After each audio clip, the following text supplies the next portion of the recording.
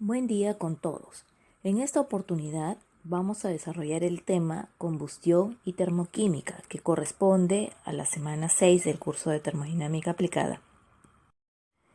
En esta sesión ustedes resolverán problemas de balance de energía para comprobar la conservación de la materia y de la energía en procesos de combustión, demostrando precisión en los cálculos y lógica en los procedimientos.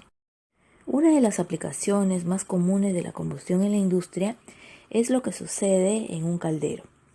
Un caldero utiliza energía calorífica para producir vapor, es decir, convierte el agua, que se encuentra en estado líquido y fría, en agua caliente o incluso vapor. Esta energía calorífica es transferida por unos gases producidos por la combustión de un combustible. En este caso tendremos un combustible que ingresa a una cámara de combustión, se quema con oxígeno del aire y producirá estos gases de combustión. Estos gases van a estar muy calientes, por lo tanto proporciona la energía calorífica al agua que se encuentra por estos tubos en el intercambiador de calor, y luego estos gases, al proporcionar su energía, tendrán luego una temperatura más baja, pero igual saldrán calientes por la chimenea de este equipo, un horno, un caldero. Algo similar ocurre, por ejemplo, en el funcionamiento de un automóvil. Este utiliza combustible que se quema con aire y produce gases calientes que van a proporcionar energía, pero esa energía va a ser convertida en una energía mecánica porque va a producir movimiento, velocidad, energía cinética. La combustión es una reacción química en la que se utiliza como materia prima o como reactivo principal un combustible. Este combustible está formado por carbono e hidrógeno. Pueden haber combustibles con otra composición, puede ser solo carbono, pero la combustión siempre requiere de oxígeno, ¿ya? Siempre oxígeno. Entonces, la finalidad de una reacción de combustión es producir energía. Y en esa producción de energía vamos a tener también una producción o una conversión del combustible y el oxígeno en CO2 y agua. CO2 es el dióxido de carbono. Fíjense que esta es una reacción muy parecida a la que se produce en la respiración del ser humano. En la respiración tenemos nutrientes del organismo que con el oxígeno de nuestra respiración van a producir energía para que podamos realizar nuestras actividades. A cambio del oxígeno y de los nutrientes que tenemos en nuestro organismo, vamos nosotros a producir dióxido de carbono, que es el que se expulsa al ambiente, y vapor de agua. Ahora, esta reacción química, les decía que produce energía. ¿Cómo sabemos cuánto de energía se va a producir? Esa energía nosotros la vamos a calcular y es el delta de H. Delta de H, recuerden por temas anteriores, delta de H es igual al calor producido cuando trabajamos a presión constante. En este caso, si toda la reacción química se produce a una misma presión, vamos a decir que el calor producido por esta reacción es igual al delta de H. ¿Cómo calculamos el delta de H? Para el delta de H de una reacción, recurrimos a la tabla A26 de Cengel, en la que vamos a encontrar la entalpía de formación estándar de diferentes sustancias. Por ejemplo, para el agua es 285.830 kJ por cada kilomol de agua. Este signo negativo o positivo, recuerden que significa que es la energía que se produce o la energía que se requiere para que se forme cada una de estas sustancias que observamos acá. Más adelante vamos a ver con exactitud cuál es la fórmula para encontrar este delta de H, ¿no? Que es igual a la entalpía de los productos menos la entalpía de los reactivos. Los productos son los que se encuentran en el lado derecho de la reacción, mientras que los reactivos son los que tenemos inicialmente. O sea, se encuentran en el lado izquierdo de esta reacción química. Pero vamos a tener cuidado porque en la realidad lo que nosotros quisiéramos es que la reacción forme este CO2, el dióxido de carbono, es lo ideal. Sin embargo, en algunos casos se podría producir monóxido de carbono. Entonces tendríamos, por ejemplo,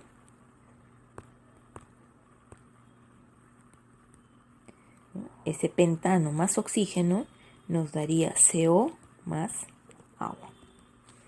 Ahora, para poder realizar cálculos con reacciones químicas es importantísimo tener en cuenta que la reacción se encuentre balanceada. Por ejemplo, si aquí tengo 5 carbonos, aquí debo tener 5. Entonces le voy a colocar este número 5 antes de la fórmula porque ese 5 multiplica a cada uno de los elementos que vemos ahí.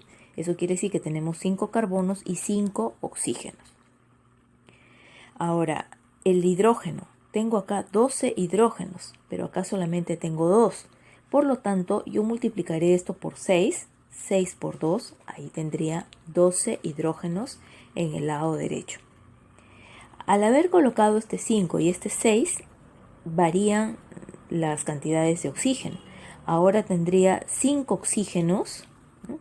Y por acá tengo 6 oxígenos, o sea, 11 oxígenos en total en este lado derecho. Esos 11 oxígenos deben estar también en el lado izquierdo, pero acá vemos que solamente hay 2. Para que se convierta en 11, yo tendría que multiplicarlo por 11 medios, ¿ya? Porque 11 medios por 2 es igual a 11. Entonces, de esa manera hemos balanceado. Yo puedo colocar ahí los 11 medios o también puedo escribir en vez de 11 medios, número decimal. A lo mejor 5,5. 5,5. De esta manera estaría balanceada la ecuación.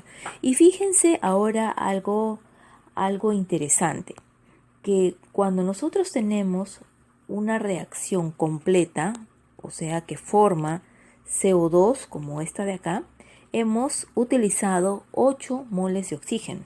Y cuando se ha formado monóxido de carbono, solo hemos utilizado 5,5 moles de oxígeno. Es decir, una reacción completa requiere más oxígeno que la reacción incompleta. Vamos a ver más adelante por qué es importante que todas las reacciones tiendan a ser completas y no incompletas. Aparte de que la energía, el delta de H, es mayor para una combustión completa que para una incompleta. Si para esta reacción completa nos salió menos 845 kilocalorías, para este caso el delta de H va a ser menor a esa cantidad, a 845 kilocalorías. Recuerden que este signo negativo significa que la reacción está liberando energía. Por lo tanto, se dice que estas reacciones que liberan energía son reacciones exotérmicas. Tener en cuenta que para que se produzca la combustión es importante contar con estos 3 elementos: el combustible, el comburente, que es el oxígeno, el más utilizado porque además es más barato, se encuentra en el aire, y la temperatura de ignición, que significa las condiciones necesarias para que tanto el combustible como el oxígeno puedan reaccionar. Si no tenemos este tercer elemento, una temperatura adecuada para que los reactivos puedan formar productos, el combustible y el comburente pueden estar ahí juntos mucho tiempo, pero no se va a producir la combustión si es que no tenemos una temperatura adecuada. Al quemar un combustible, el carbono del combustible reacciona para formar CO2 o CO, mientras que el hidrógeno que contiene el combustible formará agua. Si el combustible contiene azufre, en vez de agua se formará SO2. La reacción de combustión que forma monóxido de carbono se le denomina combustión parcial o también combustión incompleta. Las reacciones que forman CO2 se llaman reacciones completas. Aquí observamos, si el combustible solo tiene carbono, carbono con oxígeno formará el dióxido de carbono. Pero si el combustible además tiene hidrógeno, el carbono formará CO2 y el hidrógeno formará agua. Recuerden que siempre se requiere oxígeno, que es el comburente, uno de los elementos de este triángulo de la combustión. En algunos casos, ¿no?, esta reacción química con menos cantidad de oxígeno formará CO y también formará agua. Si el combustible en vez de hidrógeno, si no tiene hidrógeno, tiene azufre, entonces el azufre formará SO2.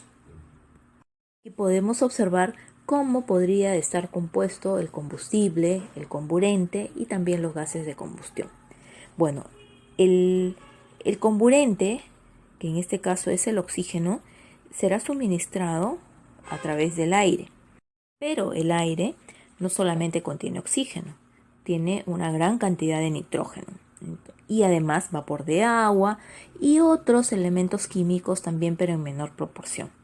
Entonces, como mayormente tiene oxígeno y nitrógeno, nosotros vamos a considerar, ¿no?, oxígeno 21% y en el caso del nitrógeno vamos a considerar 79%. El agua no lo vamos a considerar dentro de la composición del aire por el momento. En el caso de los combustibles, dependiendo la fórmula que nos indiquen o el combustible en sí, bueno, va a tener carbono, tendrá hidrógeno y en algunos casos tendrá azufre. Estos también en pequeñas cantidades. Recuerden que la presencia de estos elementos, hidrógeno, azufre, oxígeno, nitrógeno, cenizas o agua, va a depender del tipo de combustible al que nos estemos refiriendo. Sin embargo, ¿no?, con toda esta mezcla de reactivos vamos a producir gases de combustión. Aquí lo ideal es que tengamos CO2 y agua, eso sí, es infaltable, el dióxido de carbono y el agua.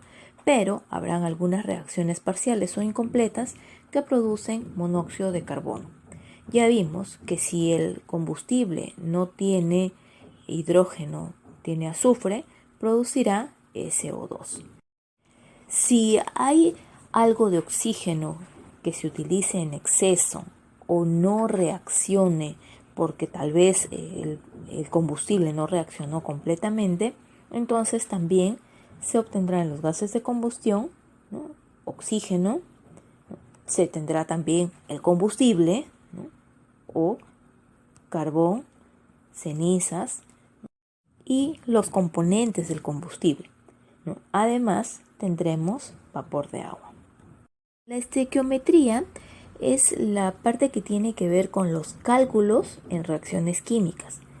En este caso, nuestra reacción química es la combustión.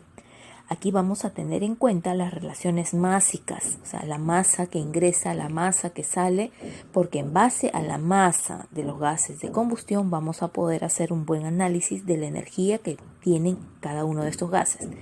También es importante determinar el aire necesario para la combustión y los gases producidos en esta combustión. Cuando habla de la composición es porque vamos a tener una mezcla de gases que saldrán por la chimenea, pero debemos saber de qué está compuesto. Aquí les voy a dejar este diagrama de flujo para que ustedes examinen y vean cómo podríamos nosotros determinar esta composición de los gases que se encuentran a la salida de la combustión. Es decir, ¿por qué me salió 50, 750 moles de cada una de estas sustancias que se encuentran a la salida de la cámara de combustión? Cuando se produce una reacción química, uno de los reactivos es más caro que el otro. Entonces, para asegurarse de que la reacción se lleve a cabo completamente, es recomendable utilizar uno de los reactivos, el más barato, en exceso.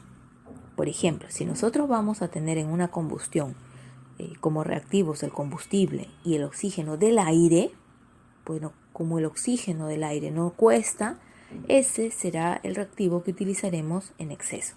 Por eso, en los problemas que vamos a ver más adelante, siempre nos indicarán que, por ejemplo, reacciona un combustible como el metano con 20% de exceso de aire, ¿no? O 100% de exceso de aire. Entonces siempre va a haber, ¿no?, este reactivo, ¿no?, que va a ser el reactivo de exceso. Y el reactivo limitante sería el otro que no utilizamos en exceso. Pero una vez que este reactivo limitante se acabe, ya no va a haber más reacción. Por ejemplo, si yo tengo gas metano y va a reaccionar con oxígeno, ¿no? Si yo tengo esta cantidad, yo le voy a poner un montón de oxígeno, mucho oxígeno, para que pueda reaccionar. Pero una vez, así yo tenga oxígeno en exceso, una vez que se termine el metano, ya no habrá reacción química. O sea, ya no produciremos CO2 ni agua.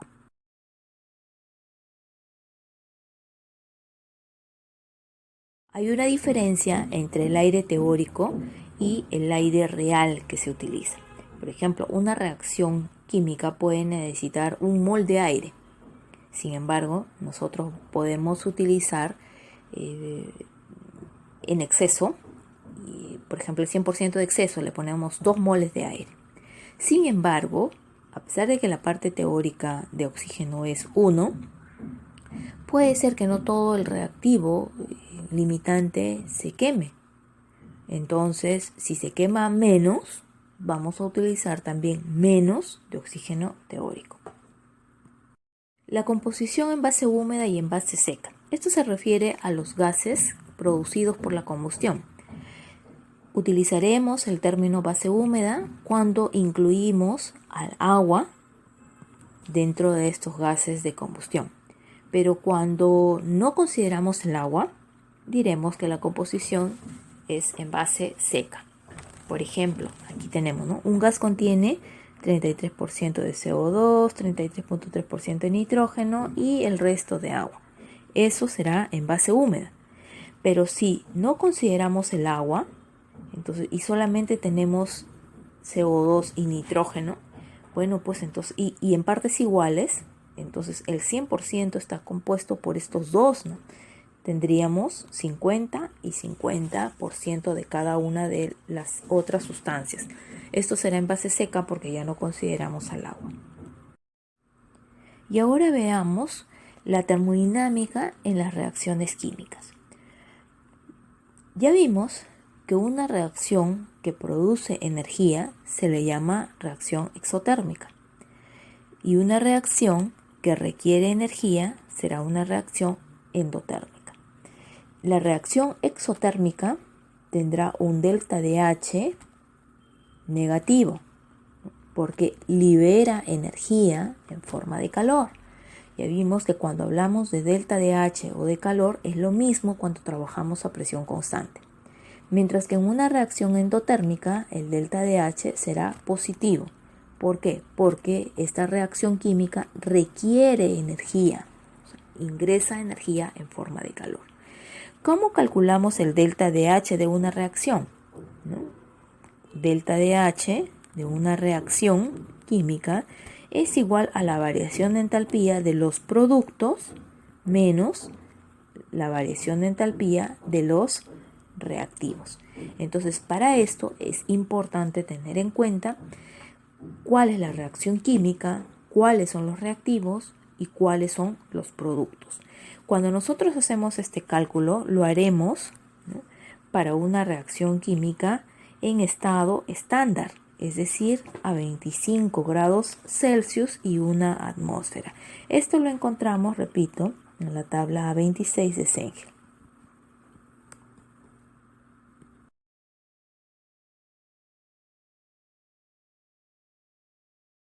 Ya anteriormente nosotros habíamos visto que delta de H es igual a calor cuando hablamos de presión constante. Y delta de U es igual a calor, pero cuando hablamos de volumen constante. ¿Y qué cosa es calor? Calor es la masa o número de moles por Cp delta T. aquí también será masa por calor específico a volumen constante y delta T. Recuerden que Cp y Cv son calor específico, pero tienen diferentes valores porque uno se da a presión constante y el otro a volumen constante. Y estos valores también los podemos encontrar en las tablas termodinámicas. Cuando nosotros vamos a hacer un cálculo más preciso, ya no utilizamos masa multiplicado por un Cp promedio, ¿no? Y delta de T simplemente la resta. Ya no. Ahora, el Cp que vamos a utilizar corresponde a una ecuación. Estos valores A, B, C y D, ¿no?, de esta ecuación los vamos a encontrar también en las tablas termodinámicas. En este caso tendríamos que reemplazar, ¿no?, la ecuación, toda esta ecuación aquí, y el cálculo del delta de H sería ahora resuelto con integrales definidas desde una temperatura inicial hasta una temperatura final. Esta otra fórmula también la podrían encontrar en otros textos. Observemos este problema. Nos piden calcular el calor necesario, ojo, calor necesario para elevar temperatura, ¿no? Cuando solamente elevamos temperatura, tenemos calor es igual a número de moles o masa por el calor específico y delta T. Y además nos dice que todo esto se produce a una presión de 1 bar aproximadamente, es decir, a presión constante. ¿Cómo vamos a resolver esto? ¿No? El calor necesario es igual al delta de H, ya vimos, ¿no?, cuando se trabaja a presión constante. Y esto es igual al número de moles, que en este caso no nos están dando el número de moles ni la masa, pero nosotros podríamos asumir 1 mol, ¿no? Entonces, el número de moles por el Cp y delta T. Pero este Cp ya lo vamos a tomar de tablas, ¿no? Cp delta T, ¿no?, desde una temperatura 1 hasta una temperatura 2. La temperatura 1 es 260 grados Celsius y la temperatura 2 es 600 grados Celsius. A esto le debemos sumar 273 para tener las temperaturas en grados Kelvin. En esta tabla A2 de Cengel tenemos los valores A, B, C y D para diferentes sustancias. En el caso del metano, observen, estos serían los valores A, B, C y D que debemos reemplazar para poder nosotros trabajar la ecuación. Entonces, diremos que el calor, ¿no?, que es igual al delta de H, es la cantidad en moles, bueno, en este caso no nos dan moles, por la integral desde 533 Kelvin hasta 873 Kelvin, que son las temperaturas, ¿no?, por el Cp, que es 19,89 más 5,024 por 10 a la menos 2 T, recuerden, más 1,269 por 10 a la menos 3 T cuadrado, menos 11,01 por 10 a la menos 9 T cubo,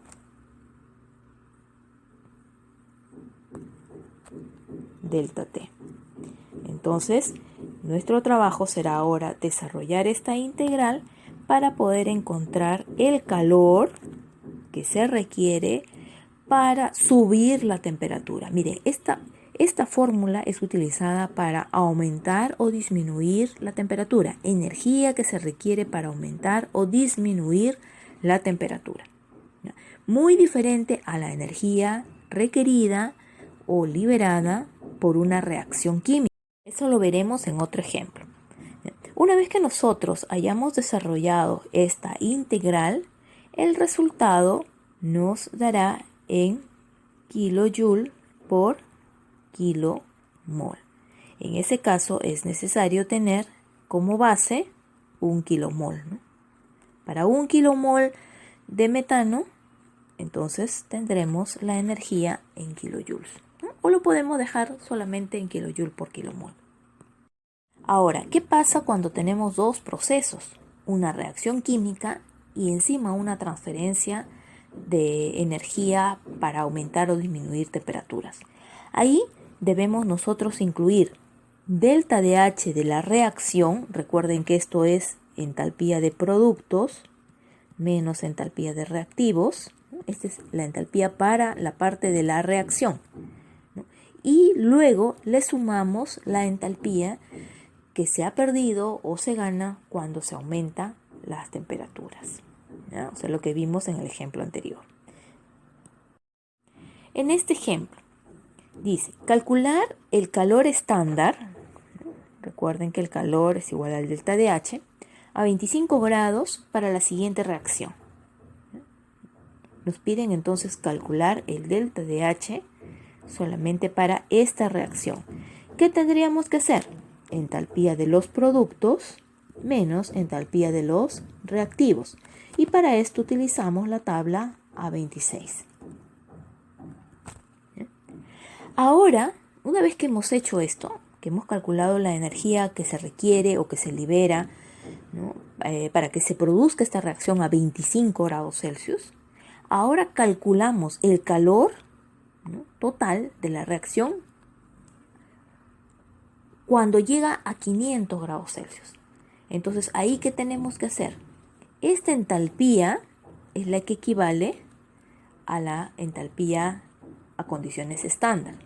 Y a esto le vamos a sumar, ¿no?, la entalpía, ¿no?, desde una temperatura 1, que sería 298 Kelvin, y una temperatura 2, que sería 773 grados Kelvin. Entonces, esta parte de acá sería la integral desde 298 hasta 773 del Cp delta T. ¿Ya? ¿Y qué Cp voy a colocar acá? ¿De cuál de estas sustancias? En este caso, vamos a colocar solamente el Cp de los productos. ¿Qué cosa tengo en los productos? Los productos son esto de acá. Entonces, 2 moles de agua y 2 moles de cloro. En ese caso tendría que ser la integral, ¿no?, para el Cp del agua multiplicado por 2 moles, ¿no?, más 2 moles del Cp para el cloro, ¿no?, desde 298 hasta 773. Y al final sumamos todo esto con la entalpía que tuvimos inicialmente. Así tendremos el calor estándar de toda esta reacción cuando ya varió la temperatura. Les recomiendo que revisen bien la parte teórica completa de esta sesión, los videos que se han sugerido en Canvas y además bibliografía adicional en la que puedan ustedes complementar este tema que es muy importante para su carrera.